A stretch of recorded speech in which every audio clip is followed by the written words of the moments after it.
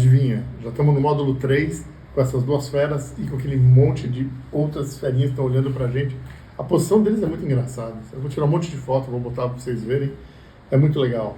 E aí o Lulu, que faz toda essa parte de gravação e tal, não sei o quê, ele soltou uma frase pra gente começar a esquentar nesse terceiro módulo, que é: seja você a pessoa que o seu pet acha que você é. Eu terminei falando isso e começo perguntando: a gente se identifica com algum tipo de raça especial? Existe realmente isso ou não? Bom, tem dos dois lados, do lado bom e do lado ruim, mas existe isso, né?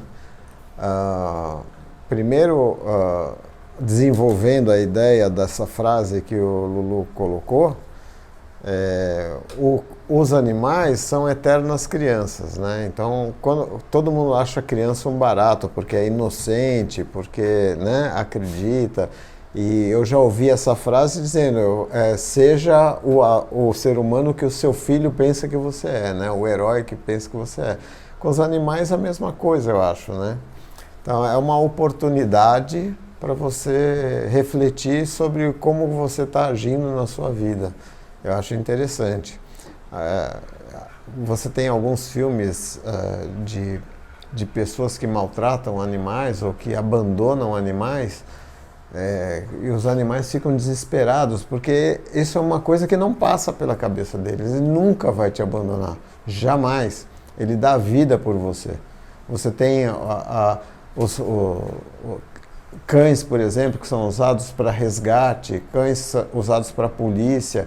Eles estão lá e eles dão a vida pelo policial deles, pelo soldado ou pelo dono, né?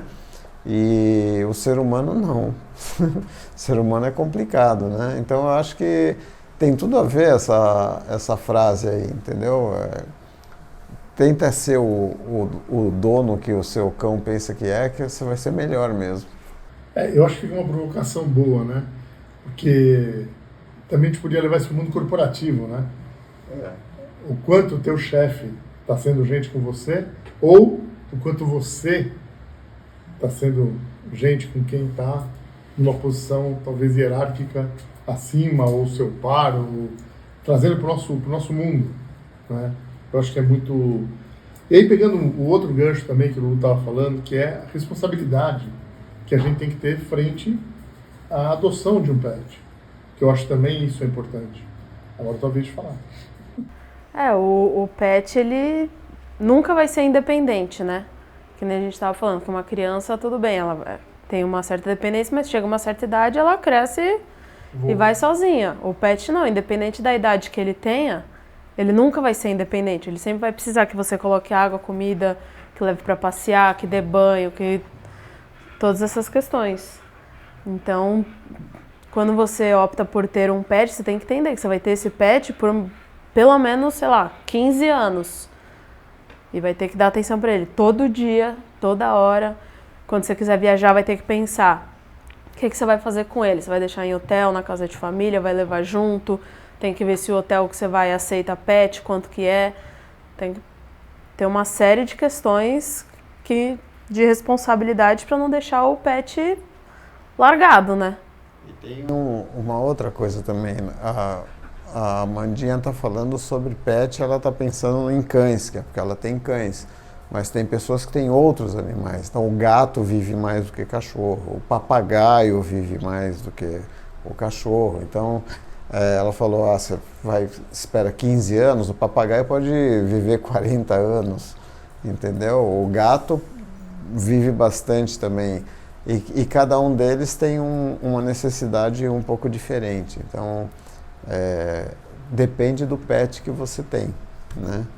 Nós estamos aqui mais falando sobre cães, que é porque nós temos cães, mas você tem outros pets, então você tem que pensar conforme o pet que você tem. Sabe o que eu acho engraçado?